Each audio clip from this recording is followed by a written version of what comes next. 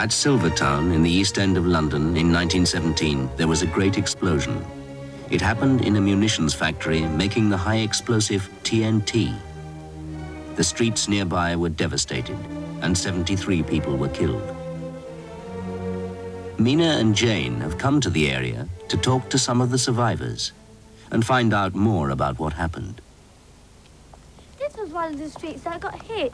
They must have rebuilt it completely. Some of the walls were left standing, but it was mostly the roofs that were taken off. Who is it we're looking for? His name's Mr. Edgar. He must have been about our age when the explosion happened. It's number 5 we're looking for, isn't it? Yeah. You ring the bell. What were you doing at the time of the explosion? Well, it was the Friday night ritual in our house.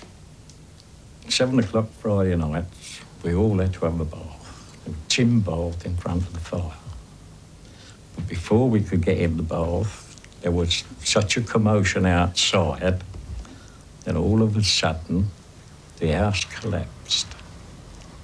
When the houses collapsed, my old grandfather shouts out, "Are you all right, Davy?" So I said, "Yes, Grandad, I'm all right." He said, "Well, remember this. No matter what happens, if you're all right where you are, stay there." And I've taken that on all the way through life. I remember climbing over the rubble and house bricks, got to the top of the road, and there was a coalman there with his coal cart. It was all horse and carts them days. And he loaded as many of us as he could onto the coal cart. The horse must have thought the same as me, that the world was coming to an end, because we got to the hospital in Poplar in record time. I'd never had such a ride in all my life. And all the family, luckily, we all met in Poplar Hospital. All had our cuts and bruises all seen to. Then they shifted us to a reception centre in Canning Town. And from there, we went to Swanley Convalescent Home in Kent. We was looked after, I must say, like extra special children. We were really. We were fed well, we were looked after well, and well, it was playtime all day long. It's the finest 9 months of my life. All in the country, nobody to worry, please yourself, you played in the woods, fields. Then after about 2 years, when the houses were repaired, we all came home. They really looked after you. But I'd say it was 2 years before we came back, and then all my adventures finished. We were coming home from work, my sisters and I. It was dark, it was getting dark. And as we come along, we saw this great big orange glow in the sky. We went to the corner and we looked up Welfare Road, and it looked like chariots of fire coming along, right up, catching up. And we went to go back home to tell them, because we lived right near. And when my sister opened the door, we said, come and look at this. And we went to the corner, and she thought, like us, it was the end of the world, the flames. They were coming up and up and up. And then all of a sudden, there was this big, tremendous explosion.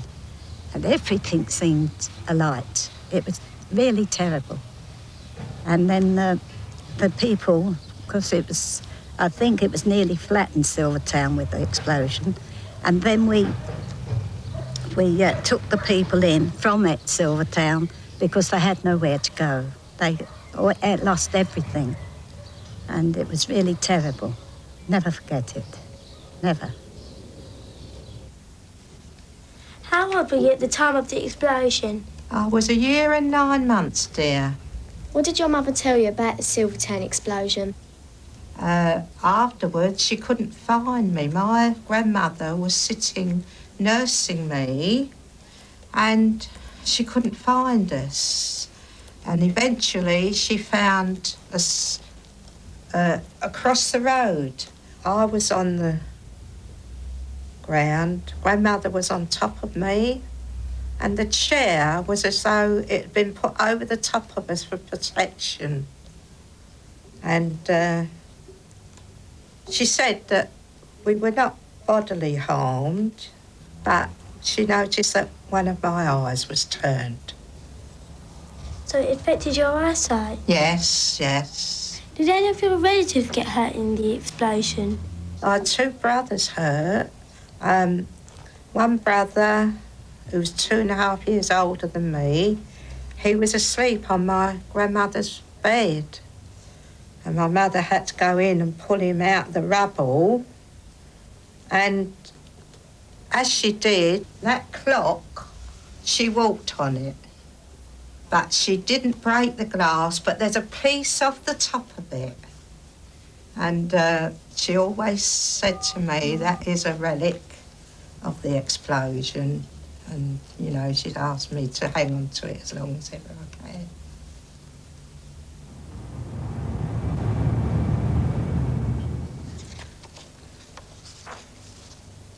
Look, here's a list of all the people that got injured during the explosion.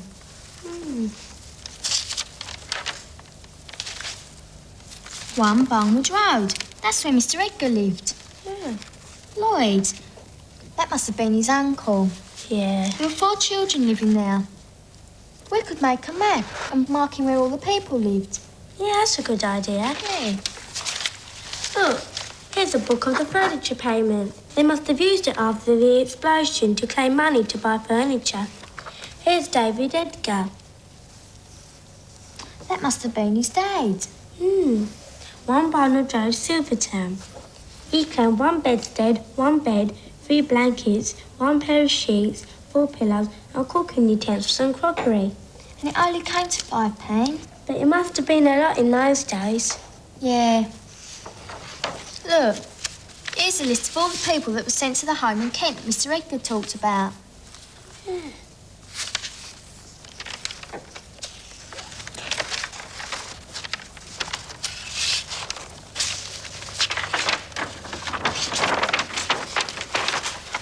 Meat, gravy, potatoes, bread, and tapioca pudding. Must have been a menu for their school dinners at the home in Kent. Oh, yeah. And look what they had for tea. Tea, bread, butter and dripping. Look what the teachers had. Tea, bread, and butter and jam. They always get the best. What's this little card? Dunno, it's hard to read the writing. Swanley, March to July. Night raids. Oh, it must be a record card for when the Germans come over on their bombing raids. All teachers in dormitories in case any child awoke. No child knew of any trouble. Mr. Edgar said they were the best years of his life. He never knew that he might be blown up a second time. Everybody had their lives changed in some way. Yeah. Let's make that map. We can go and get an old printed map and copy the streets of that. All right, Em.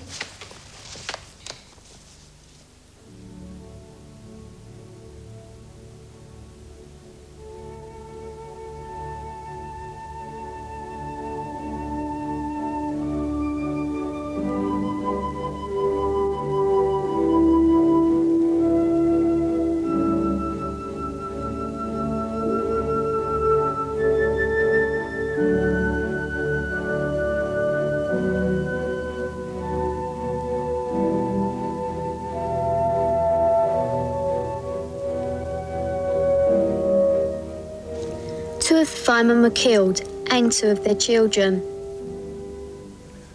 The Daily Mail. By that time, the firemen from a substation had arrived. The heroism of these men must also be remembered, for they too were well aware of the explosions in the building. They set to work quite calmly, connecting the hose to play it on the flames. The fire was already lighting up the road, along which 30 or 40 people were running for their lives. In the roadway, the firemen were finishing connecting their hose. They never got the water turned on. A boy's sad story. The son of a fireman who identified the body of his sister, aged 15, said he saw her being carried out of a field. They lived at the fire station.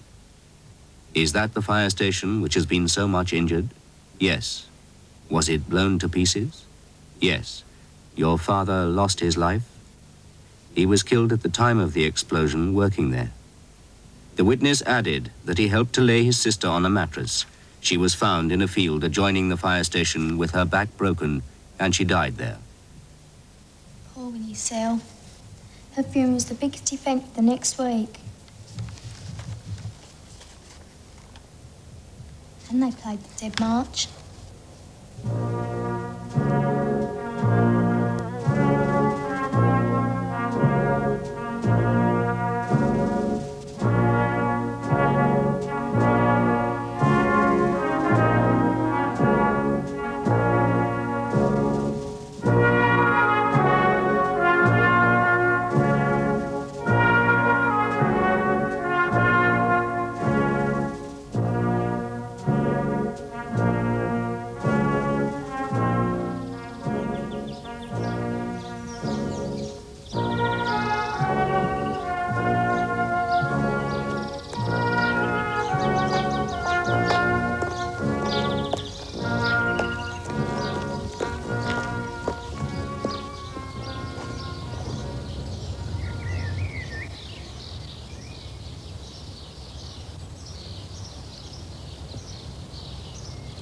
Poor Winnie Seal.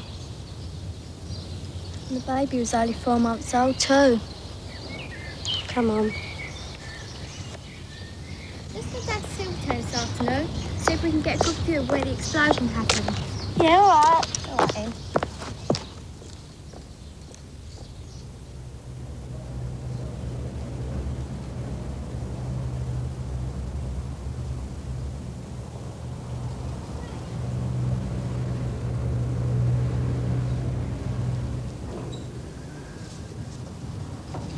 Oh no, look at the view.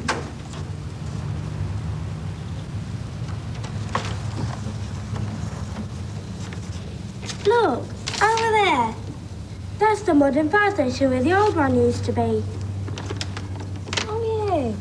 Look, along there's Ford Street, where Winnie Seals died. Along there was Barnwood Road, where the Edgars used to live.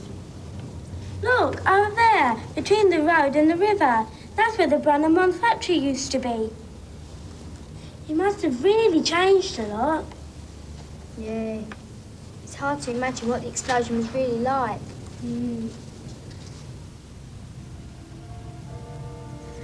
the munitions factory, the evening shift had commenced their duties. Without warning, a fire broke out.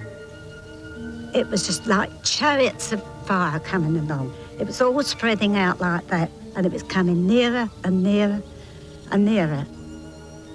Before we could get in the bath, there was such a commotion outside that all of a sudden the house collapsed. A ghostly rush of cold wind seemed to brush one's cheeks. Then all was black and silent again.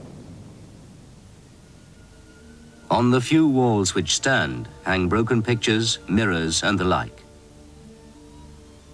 Little Lily Stone, aged 12, had the presence of mind to rush upstairs and rescue her twin sisters. In the case of Winifred Sell, she was found in a field adjoining the fire station, her back broken.